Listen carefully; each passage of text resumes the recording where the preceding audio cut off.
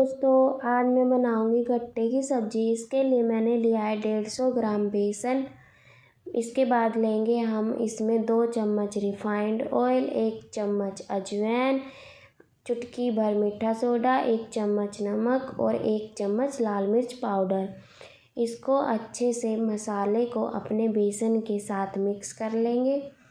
बेसन में अच्छे से मसाला होने के बाद थोड़ा थोड़ा पानी डालकर हम अपना आटा बनाकर तैयार करेंगे। आटा हमें बिल्कुल जैसे हम रोटी बनाने के लिए आटा तैयार करते हैं, बिल्कुल वैसा आटा बनाकर रेडी करेंगे। सॉफ्ट, ज़्यादा टाइट आटा नहीं करना है। ये देखिए हमारा आटा रेडी होने के बाद हम इसकी तोड़ लेंगे छोटी छोटी लोइयाँ, और लोइयों को अब हम बिल्कुल इक्वल साइज में बेलकर रेडी कर लेंगे, जैसे कि आप वीडियो में देख रहे हैं। मैंने पहले ही पानी गर्म होने के लिए रख दिया है ताकि हम अपनी लोइयों को उबाल सकें। इससे हमारी लोइयाँ जल्दी उबल जाएगी। सारी लोइयाँ रेडी होने के बाद पानी में एक एक करके अपनी सभी बेसन की लोइयों को डाल देंगे और लो फ्लेम पर 10 मिनट तक हमने अपनी लोइयों को ढककर अच्छे से पका लेना है।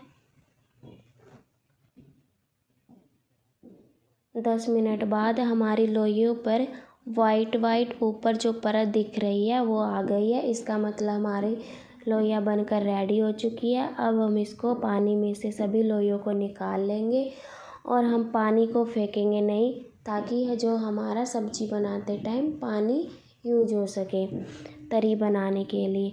लोइयों को छोटे छोटे इक्वल साइज गोल साइज में काट लेंगे, जैसे कि आप वीडियो में देख रहे हैं।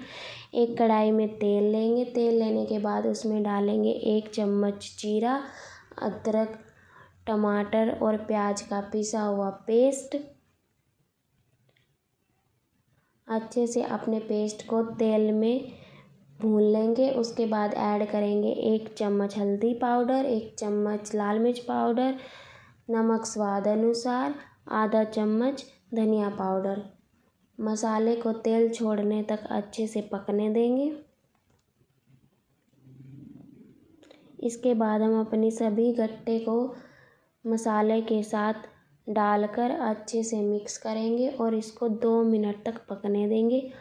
उसके बाद हम अपना जो हमने पानी उबालते टाइम यूज़ किया था गट्टों को, वही पानी हम इसमें डाल देंगे ताकि हमारी तरी बन सके।